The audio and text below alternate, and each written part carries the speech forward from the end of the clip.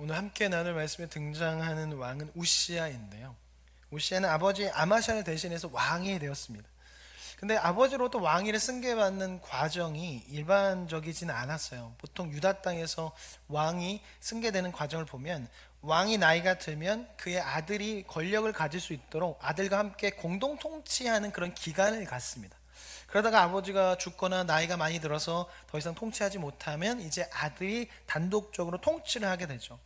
근데 우시아의 경우는 이런 경우가 아니었어요. 아버지 아마샤가 백성들에서 갑자기 죽임을 당했습니다. 그러면서 갑작스럽게 우시아가 왕이 된 거죠. 역대하 25장 27절 쉬운 성경인데 화면에 있습니다. 같이 한 목소리로 읽겠습니다. 자, 시작.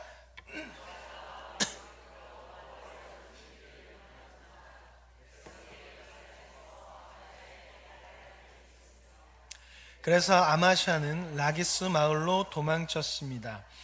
그러나 백성들은 라기스로 사람을 보내어 아마샤를 붙잡아 죽였습니다.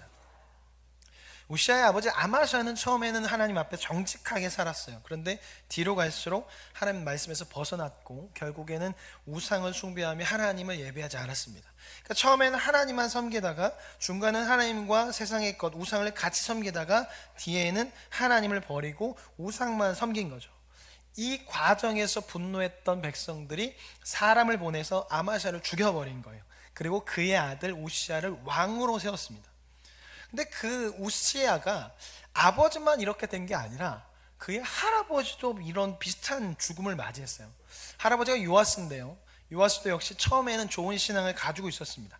그런데 힘이 생기고 권력이 생기자 이방 우상과 하나님을 동시에 섬기다가 결국 하나님을 버렸어요. 그래서 하나님께서 요아스에게 필요한 사람, 특별한 사람을 보내서 하나님의 말씀을 선포하게 하는데 누구를 보내냐면 여호야다의 아들인 스가랴를 보냅니다. 요아스에게서 여호야다가 어떤 사람이냐면 아합의 딸이었던 아달랴가 이제 남유다에 결혼을 하게 되잖아요. 그런데 그의 아들이 죽게 되면서 다윗 왕조 내가 다 없애버릴 거야 하면서 이 아달랴가 그 자신의 손자들을 다 죽여버립니다. 그 가운데 여호야다와 그의 부인이 이 요아스 갓난아기인 젖먹이인 요아스를 몰래 빼돌려요. 그래서 성전에서 6년의 시간 동안 계속적으로 키우게 됩니다.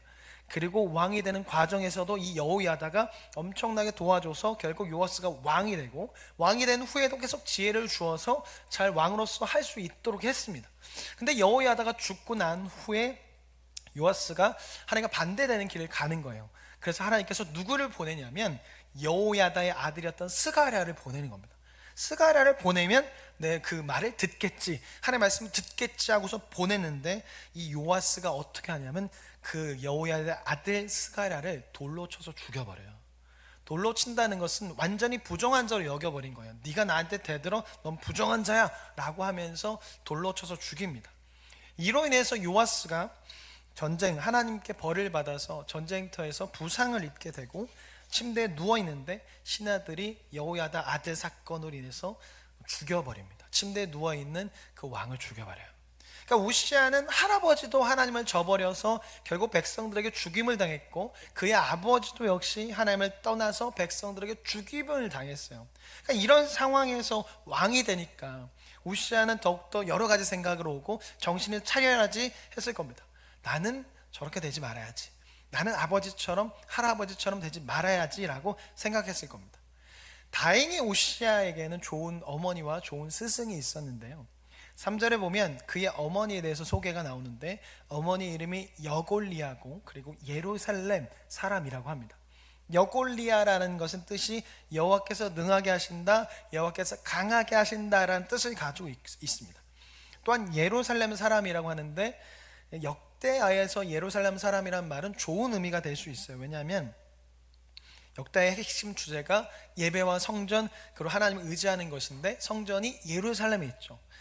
그런 가운데 어머니가 예루살렘 사람이라고 하는 것은 어머니가 성전 중심의 사람, 하나님 중심의 사람, 말씀 중심, 예배 중심의 사람이라고 나타낸다고 볼 수 있어요. 그래서 우시아는 신앙적인 어머니에게 어려서부터 신앙교육을 받은 거죠. 아버지의 실수를 말하면 너는 아버지처럼 되면 안 된다, 할아버지의 실수를 말하면 너는 할아버지처럼 되면 안 된다라고 계속적으로 이야기를 들었을 겁니다. 저는 모태신앙으로서 흔히 진골성골이라고 불리는 집안에서 이제 자랐는데요. 이게 무슨 말이냐면 신학교를 가면 전도사님 사이에서 그런 얘기를 해요. 목사님 아들이면 진골이고 장로님 아들이면 성골이에요. 그리고 자기가 1세대면 그냥 평민이에요. 왜 그러냐면 목사님 아들은 못해도 어디를 갈 수 있다는 거예요. 목사님네 교회, 자기 아빠네 교회에서 사역을 하든가 아니면 소개를 받아서 야 우리 아들 좀 그 사역 좀 하게 해줘 라고 해서 어디든 갈 수 있는, 그래서 진골이고, 장로님 아들은 목사님 아들보다 좀 덜하지만 장로님끼리 막 얘기해서 야 우리 아들 좀 그거 해줘 막 이렇게 하면 할 수 있어서 성골이고, 그리고 아무도 없으면 이제 평민이라서 자기 혼자 개척해야 돼서 넌 성골이라 좋겠다 나는 평민인데 뭐 이런 얘기를 하는데, 저는 진골은 아니고 이제 성골이었습니다. 그러니까 아버지가 장로님이고 그래 엄마 이제 권사님이셨죠. 되게 오래전에 장로 받으셨어요. 그러니까 저희 장로님도 되게 일찍 받으셨는데 저희 아버지가 36살에 장로가 되셨으니까 굉장히 오랜 시간 동안 이제 장로님으로서 살았는데, 그러다 보니까 목사님들이 넘어지는 것을 많이 보셨어요.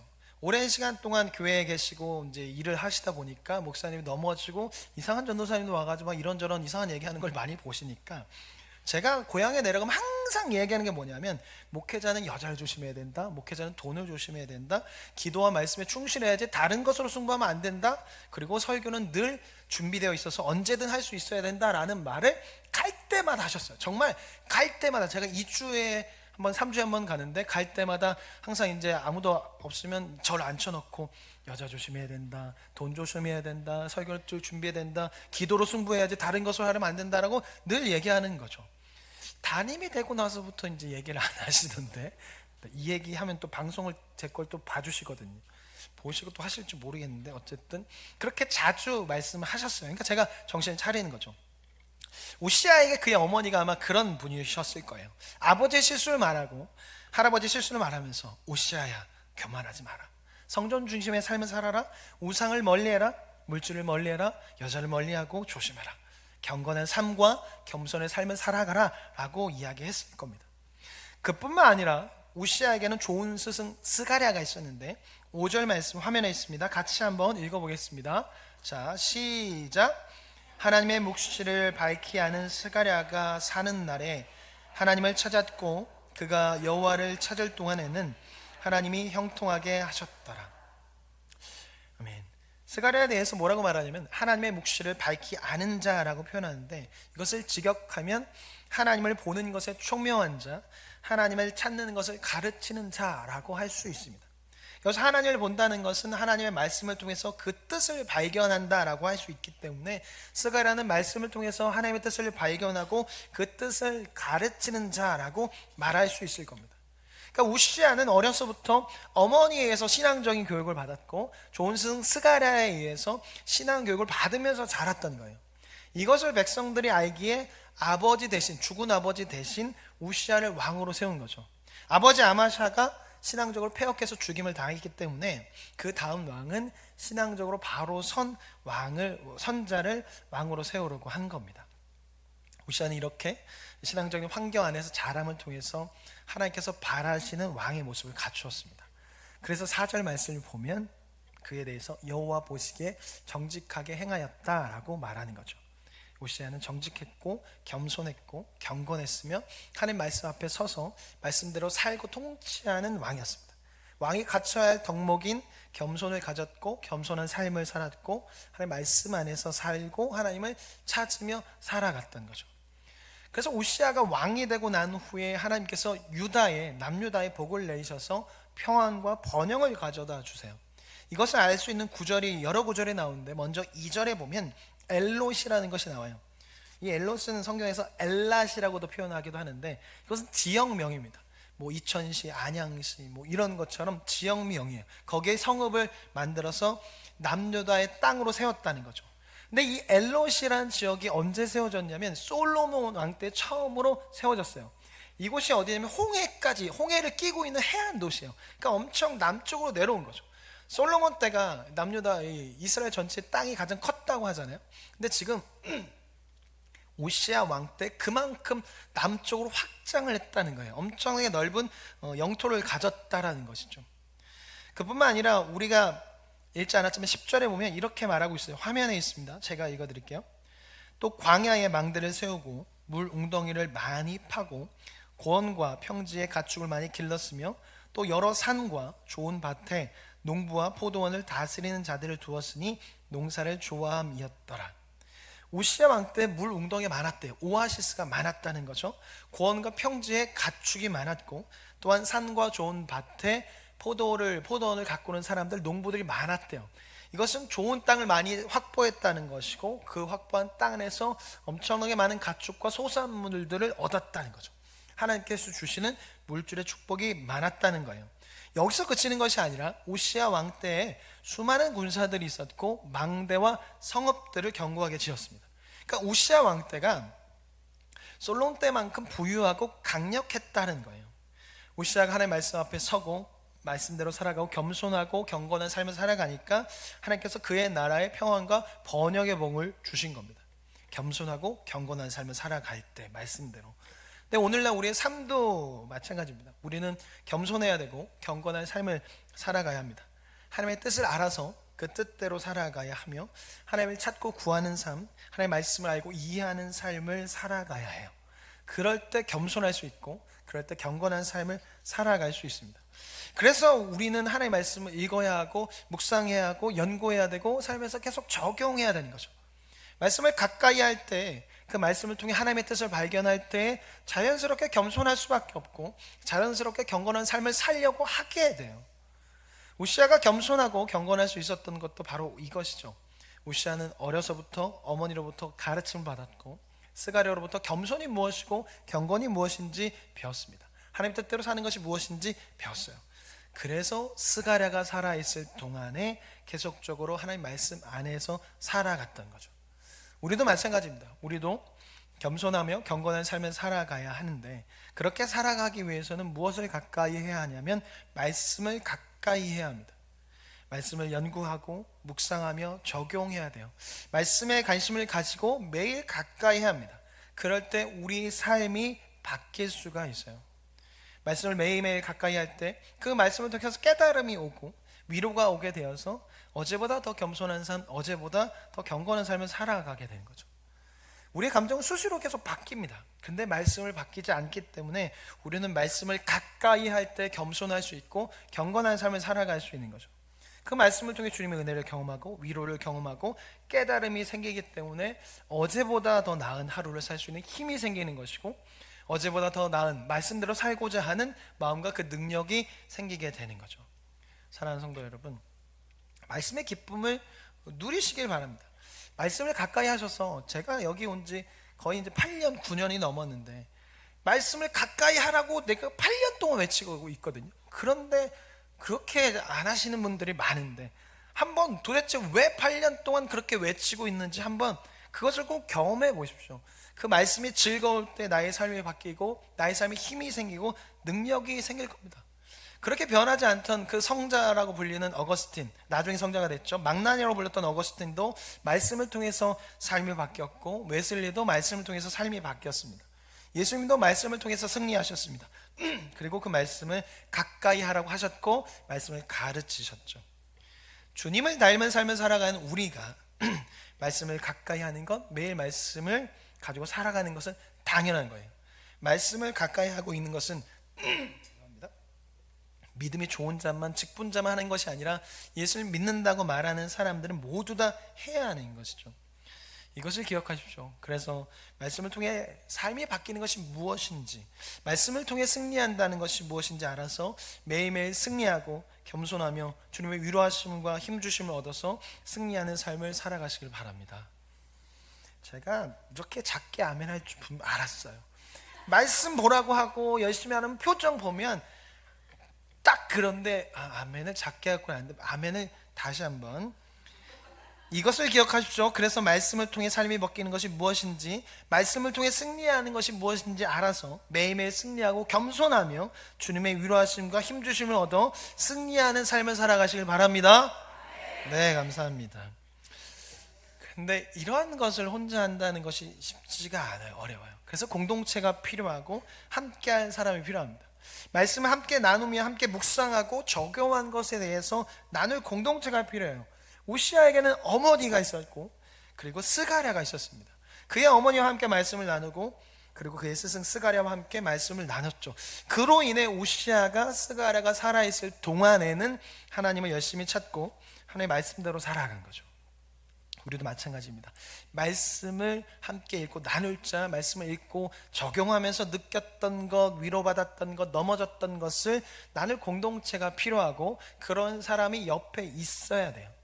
교회 안에 그런 사람이 있어야 하고, 그런 사람이 되어야 돼요. 내가 그런 사람이 되어야 하고, 또한 교회 공동체가 그런 모임이 되어야 하는 거죠. 그러니까 내가 리더라면, 내가 사역자고 내가 교사라면 내가 그런 사람이 되어야 하는 거죠. 그래서 이끌어줘야 합니다. 아이들을 이끌어주고 세론들을 이끌어줘야 돼요. 내가 말씀을 묵상하고 내가 말씀을 가까이 하고 살아 그것을 나눌 수 있어야 하고, 함께 이야기를 할 수 있어야 돼요. 그러니까 모임의 문턱이 낮아야 해요. 그래서 누구나 와서 이야기할 수 있도록 그런 세상 이야기와 여러 가지 이야기를 할 수 있는 모임이 되어야 하지만, 말씀을 나누는 시간이 분명히 있어야 돼요. 제가 다음 세대 사역을 10년 이상 했기 때문에 이게 다음 세대 세미나를 많이 참석했거든요. 그 중에서 어떤 강사님이 이런 얘기를 하셨어요.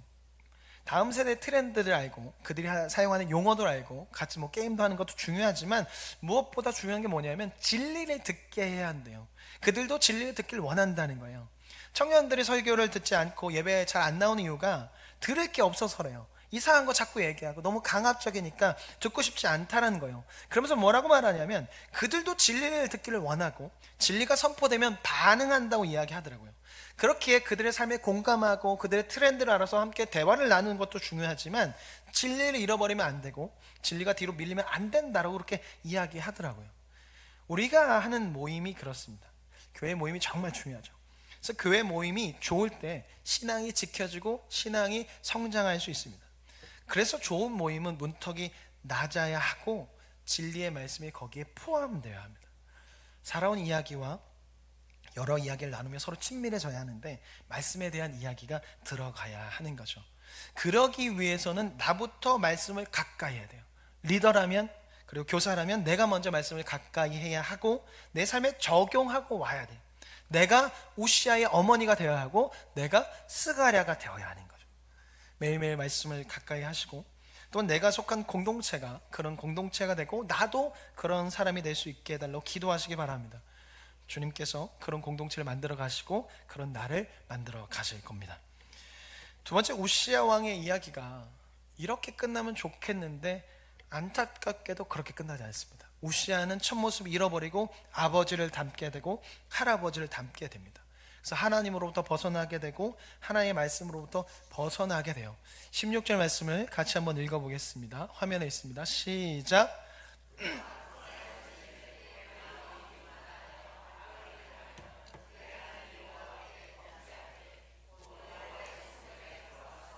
강단에 분향하려 한지라.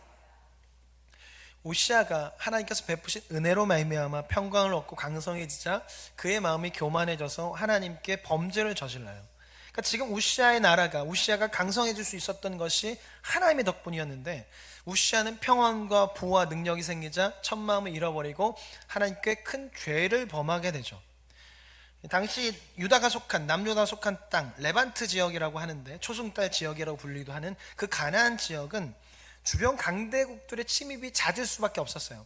아래로는 애굽이 있고 위쪽으로는 아수르가 있는데, 이 애굽도 위로 올라가기 위해서는 이 가나안 땅 지역을 거쳐야 했고, 아수르도 땅을 넓히기 위해서는 아래로 내려가기 위해서는 이 가나안 땅 지역을 가지고 있어야 되는 거예요. 근데 가나안 땅 지역이 그렇게 좋은 땅은 아니었습니다. 비가 내리지 않으면 정말 척박한 땅, 좋은 땅도 있지만 좋지 못한 땅이 많았어요. 그러니까 애굽이 가지고 있는 땅보다 좋지 못했고 아수르가 가지고 있는 땅보다 좋지 못했어요. 근데 이 땅을 가져야 하는 이유가 뭐냐면, 이 땅을 가지고 있어야 아래로 갈 수 있고 위로로 갈 수 있는 거죠. 그러니까 애굽은 항상 이곳을 속국으로, 그러니까 자신의 민족들을 살게 할 땅은 아니지만 반드시 속국으로 가지고 있어야 하는 거죠.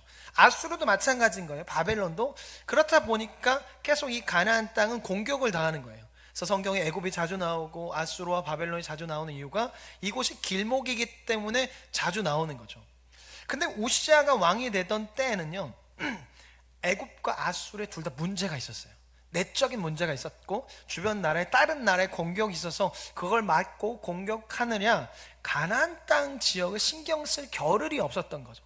그러다 보니까 우시아가 왕이 된 시점에는 이 가나안 땅 지역이 안정세에 들어간 거예요. 그래서 이때 남유다가 땅을 넓힐 수 있었고 불을 축적할 수 있었던 거죠. 이 모든 게 하나님께서 보호하셨기 때문인 거죠. 그런데 우시아가 이런 상황 속에서 하나님을 찾지 않기 시작하는 거예요. 그러니까 어려운 상황 속에 있을 때는 말씀을 가까이 하고 하나님을 가까이 했는데 평안이 찾아오고 나라가 안정세에 들어가자 이 모든 게 자신이 잘해서라고 생각하는 거죠. 그래서 이제 하나님이 아닌 자신의 힘으로 하려고 하는 겁니다. 16절을 보면 우시아가 성전에 들어가서 분향단 앞에서 분향하려고 하거든요. 그런데 레위기 말씀이나 그런 성경 말씀을 보면 분향단 앞에는 아론 계열의 제사장만 설 수 있어요. 왕이라 할지라도 대제사장이 아니면 결국 죽임을 당하게 됩니다. 근데 우시아가 지금 그런 큰 죄를 저지르는 거예요. 분향단 앞에서 분향을 하려고 하는 거예요. 근데 이게 어떤 모습이냐면 대제국의 왕들의 모습이고 그 나라의 법을 따른 겁니다. 대제국의 왕들은 신의 아들로 불렸고 신의 대리인으로 불렀어요. 그러니까 자신이 신전을 건축하고 그것을 관리하며 신에게 나아가는 역할까지 했던 것이죠. 그래서 대제국의 왕은 그러니까 무소불위의 권력을 가지고 있는 거죠. 왕이 말하는 것은 신이 말하는 것이 되기 때문에 어떤 말이라도 그냥 따라야 하는 거예요. 그것이 대제국의 왕의 모습이었습니다. 근데 하나님께서 주신 율법과 말씀에는 그렇지 않아요. 하나님께서 주신 율법에는 왕의 권력과 명성이 제한이 되어 있습니다. 왕은 항상 마음이 교만해지지 않도록, 그래서 백성들보다 내가 높다고 생각하지 않도록 늘 겸손을 유지하도록 해야 했고, 또 왕이 되면 그 부여된 직책군에서 권력과 명성에 대한 유혹에 취약할 수밖에 없기 때문에 주님을 향해서 계속적으로 의존하는 그런 행동을 키워나가야 하는 거예요. 그래서 이스라엘은 대제국의 왕처럼 무소불위한 권력을 휘두르는 것보다 자신이 하나님과 그 말씀 아래에 있다는 사실을 늘 기억해야 하는 것이죠. 그래서 신명기 17장 19, 20절을 보면 왕을 세울 때 이렇게 하라 라는 말씀인데 그 중에 19절과 20절을 읽으면 이렇게 되어 있습니다. 제가 읽어드릴게요. 평생에 자기 옆에 두고 읽어 그의 하나님 여호와를 경외하기를 배우며 이 율법의 모든 말과 이 규례를 지켜 행할 것이라.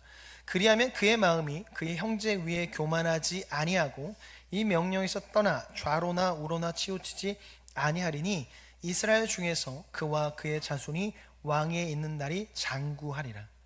그러니까 레위기 말씀과 이 말씀을 통해서 보면 왕은 성전 안에 들어갈 수 없고 제사장이 하는 역할과 선지자가 하는 역할을 대신할 수 없습니다.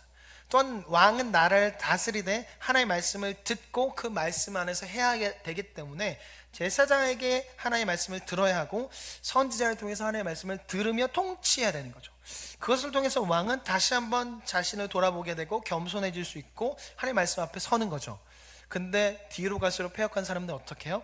다 선지자의 말을 듣지 않습니다. 선지자가 말하면 옥에 가두거나 내쫓거나 화를 내는 거죠. 지금 우시아가 그렇게 하고 있습니다. 그것을 깨고 자신이 그 말씀 위에 서려고 하고 하나님 위에 서려고 하는 거죠. 하나님의 말씀을 어기고 자신이 그 말씀 위에 서서 자기 마음대로 대제국의 왕처럼 자신이 모든 것을 하려고 하는 거예요.